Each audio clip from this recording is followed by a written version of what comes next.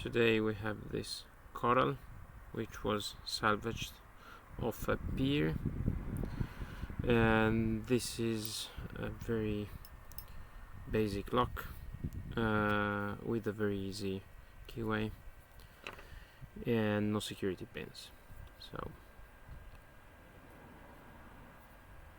should be pretty straightforward. Number one is binding. Number 2 is free. Number 3 is binding. I slip number 3. Okay, number 3 clicked. Number 4, I don't understand if number 4 is binding. I think it is set. Number 5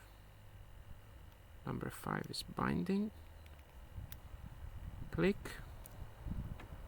Back to number 1. Number 1 is, it feels set. Number 2 feels set. Number 3 feels set.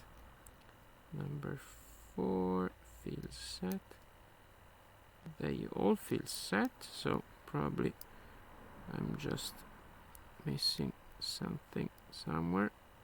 I'm going to push harder on the tension and on the pins. No.